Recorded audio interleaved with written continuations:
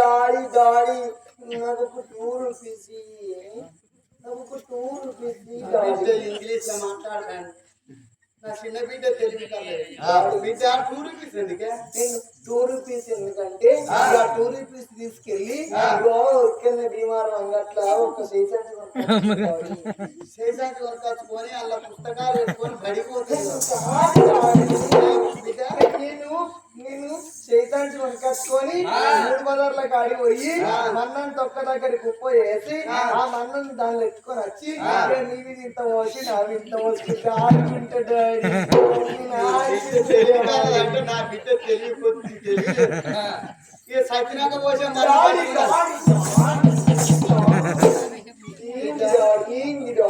బిడ్డ దేవంగన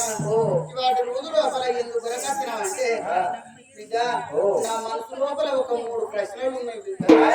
3 ప్రశ్నలకు సమాధానం దొరుకుతలేదు నీ తోడముట్టిన వాళ్ళు నీ కూడ పెరిగిన వాళ్ళు 6 అక్కలను అడిగిన ఒక్క అక్క కూడా సమాధానం చెప్పలేదు నేను కత్తిరి కాడ ఉన్నప్పుడు దేవేంద్రుడు వెళ్ళి వచ్చిండు దేవేంద్రుడు వెళ్ళి వచ్చి 3 ప్రశ్నలు అడిగిండు బిడ్డ బాబు అది ఏం ప్రశ్నలు అంటే నీకు తెలిస్తేనేమో సమాధానం చెప్పు లేకుంటే లేదు నీవు సమాధానం చెప్పకపోతే రేపటి కల్లా దేవాన దేవతల ముందు తెల్లవారినాక చూస్తున్నాము 3 మూల ముక్కు ముందు రాసి దేవనాథునికి కచ్చీరు వదిలిపెట్టి వచ్చే కాలం ఉన్నది బిడ్డ 6 అక్కలు అడిగిన వాళ్ళు చెప్పలేదు 3 ప్రశ్నలు ఏంటి అంటే ఇచ్చి సచ్చింది ఎవరు తెలిసి సచ్చింది ఎవరు తెలగక సచ్చింది ఎవరు ఈ 3 ప్రశ్నలకు సమాధానం చెప్పు అన్నాడు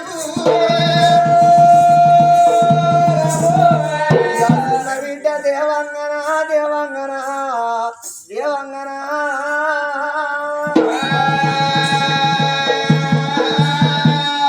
బాబు ఇచ్చి సచ్చింది ఎవరు తెలిసి సచ్చింది ఎవరు తెలియకుండా చనిపోయింది ఎవరు అన్నది మన అక్కలు 6 అక్కలు చెప్పలేదు బాబు ఈ ప్రశ్నలకు జవాబు నాకు తెలిసేనే 6 అక్కలు చెప్పలేదు అందరికంటే చిన్నదాన్ని నువ్వు అన్న చెప్తావు అతను నీ దగ్గరికి వచ్చిన బిడ్డ బాబు మొదటి ప్రశ్న ఇచ్చి సచ్చింది ఎవరు అన్నాడు ఇచ్చి సచ్చింది బలిచక్రవర్తి కృతయుగం లోపల ఇచ్చి చచ్చిపోయింది బలిచక్రవర్తి బాబు ఇచ్చి సచ్చింది బలిచక్రవర్తి అన్నాడు బలిచక్రవర్తి ఏమిచ్చిండు ఎట్లా చచ్చిండు బలిచక్రవర్తి ఏమిచ్చిండు ఎట్లా చనిపోయిండు అంటే బలిచక్రవర్తి అంటే ఒక సత్యవంతుడు దానకంకణం కట్టుకొని ధర్మ పల్లెం బట్టి ప్రపంచం మీద 4 యుగాలు కృతయుగము ద్వాపార యుగము త్రేతాయుగము కలియుగం ఈ 4 యుగాలలో కృతయుగము సత్యయుగము అటువంటి బలిచక్రవర్తి దానాలు వస్తాడు దానాలు వస్తుంటే ప్రజలందరూ ఆర్తనాదాలు అయ్యో జయో బలిచక్రవర్తి అని ప్రజలోకులు సప్పాటు కొట్టాగా ఈ సప్పాట సప్పుడు వైకుంఠపుర ఉపల ఉన్న విష్ణువుకు వినబడ్డదట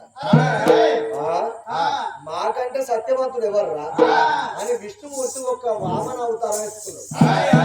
వామన అవతారం అంటే బ్రాహ్మణేశం పిలికలుట్టు పిల్లపూరని అవతారం ఎత్తుకొని క్షత్రి నెత్తి పెట్టుకొని క్షత్రి పట్టుకొని బలిచక్రవర్తి ముందర తిరుగుతాడు బలిచక్రవర్తి కచ్చేరి ముందర తిరుగుతుంటే దానవీర సూర కర్ణుని అంత బంటు గుణవంతుడు బలిచక్రవర్తి దగ్గర పిలిచిండు కొడుక బ్రాహ్మణ ఏం కావాలా కొడుక ధనము కావన్నా ధాన్యం కావన్నా ఎండి కావన్నా బంగారం కావన్నా అంటే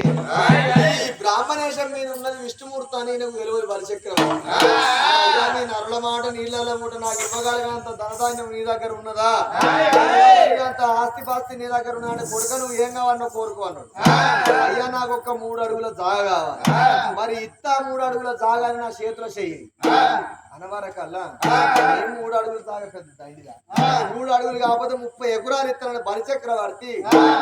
మాటిచ్చి మాత్రం అనగా వామన అవతారం మీద ఉన్న బ్రాహ్మణయ్య చేతులా చేసిండు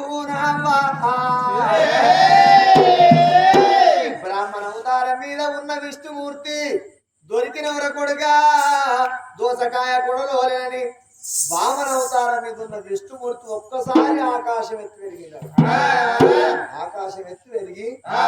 3 అడుగుల తాగడిగిన కాబట్టి 3 కాళ్ళు నాకు కావాలని 3 కాళ్ళు వేసుకున్నాడు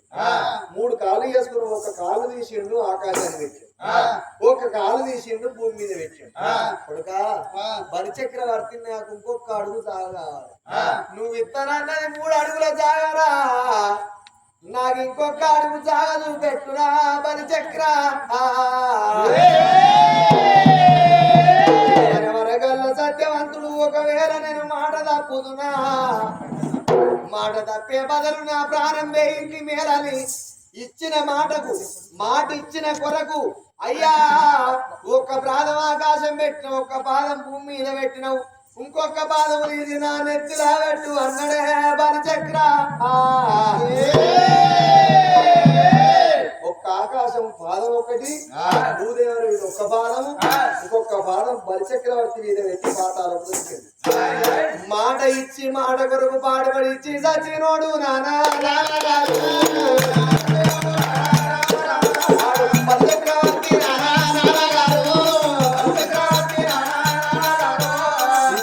ఇచ్చి బలిచక్రవర్తి బిడ్డ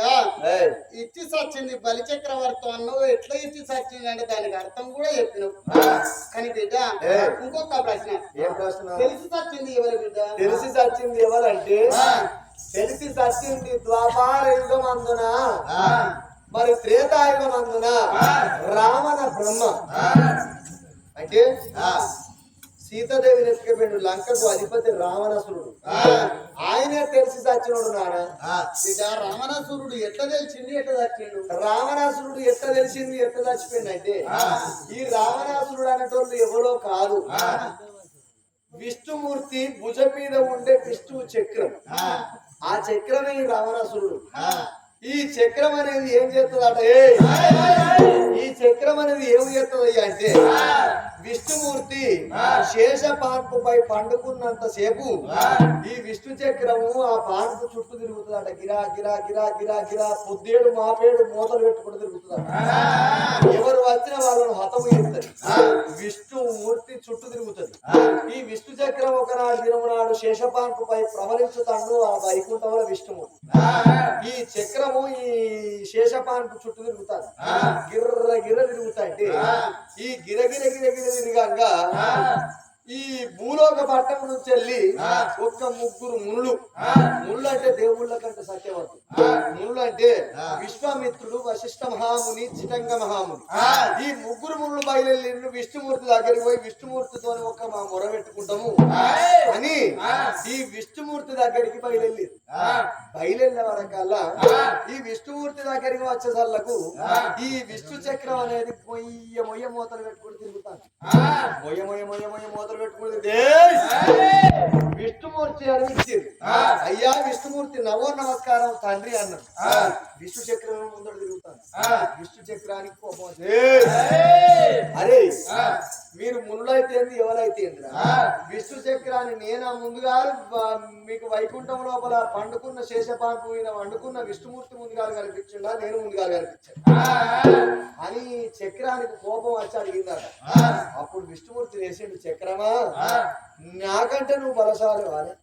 ముందుగా నేనా నువ్వే అంటే ముందుగా నేనేనయ్యా నువ్వు నిన్ను కాపాడేది నేను ముందుగా నేనే అన్నది విష్ణు చక్రం విష్ణు చక్రానికి ఈ విష్ణుమూర్తికున్న విష్ణు చక్రానికి యుద్ధం వైరం పడ్డది మరి చక్రమా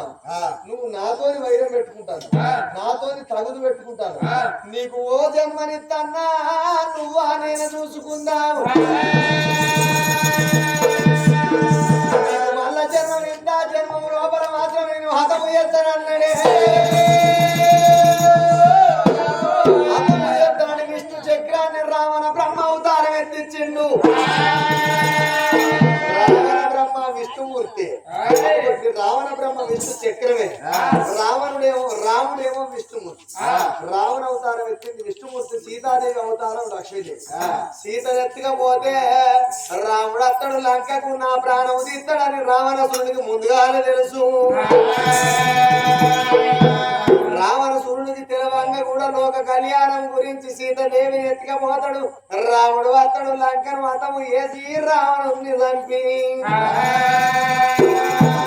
సీతాదేవిని తెచ్చుకొని పట్టాభిషేకుడైతడే నాయ్యా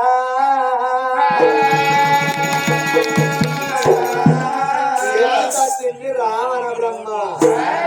తెలిసి వచ్చింది రావణ బ్రహ్మ అన్నావు దానికి అర్థం చెప్పిన కానీ బిడ్డ తెలియక సచ్చింది తెలియక సచ్చింది ఎవరో చెప్తాను నేను ఇచ్చి సచ్చింది బలిచక్ర తెలిసి సచ్చింది రావణ బ్రహ్మ తెలియక చనిపోయింది ఢిల్లీ హస్తినాపురి పట్టం లోపల పంచపాండవులు ఎవరయ్యా ధర్మరాజుకి ఇద్దరు వెళ్ళారు. పెద్ద భార్య కుంతి, చిన్న భార్య మాద్రి. పెద్ద భార్య కుంతి కన్నది ముగ్గురు కొడుకుల. ఎవరు? ధర్మరాజు, భీముడు, అర్జునుడు. ధర్మరాజు, భీముడు, అర్జునుడు కుంతి కన్నది. చిన్న భార్య మాదిరిగా అన్నది ఇద్దరు కొడుకులు, నకుల చక్రవర్తి, సహదేవ చక్రవర్తి. వాళ్ళ ముగ్గురు వీళ్ళనే పంచపాండవులు. పంచపాండవుల తండ్రి అటువంటి పాండురాజు. పాండురాజు కన్న కొడుకులు ఈ పంచపాండవులు. పెద్ద భార్య కుంతి కన్నుల ముగ్గురు కొడుకులు, చిన్న భార్య మాదిరిగా అన్న ఇద్దరు కొడుకులు. ఐదుగురిన పంచపాండవులు అంటారు. ఈ పంచపాండవులల్లా మూడో వాడు అటువంటి బాణము సంధించటోడు అర్జునుడు. పెద్దోడు ధర్మరాజు, భీముడు, మూడో వాడు అర్జునుడు. అర్జునుడు భార్య సుభద్ర. సుభద్రదేవి 7 నెలల కడుపు లోపల ఉన్నది. అభిమన్యుడే తెలవక చచ్చినోడే నానా. అప్పటికి 7 నెలల గర్భవతి కడుపు లోపల ఉన్న పిండం అంటాను. అభిమాన్యుడు తెలియక చచ్చిండు అంటాను. బిడ్డ ఇదంటే ఉన్నది. అభిమాన్యుడు అనేటువంటి తెలియకుండా ఎట్లా చచ్చిండు బిడ్డ? అభిమన్యుడు అంటే నాన్నగారు.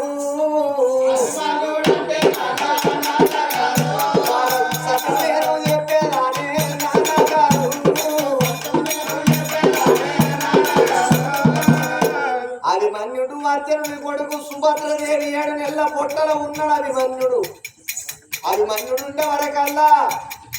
కౌరవులకు పాండవులకు వైరం పడుతుంది. వైరం పడే వరకల్లా పాండవులకు కౌరవులు యుద్ధం పడితే కౌరవులు ఏమి చేసిండ్రు? కౌరవులు ఒక్క పద్యం పెట్టినారు. పద్యం నడుస్తుంది రేపు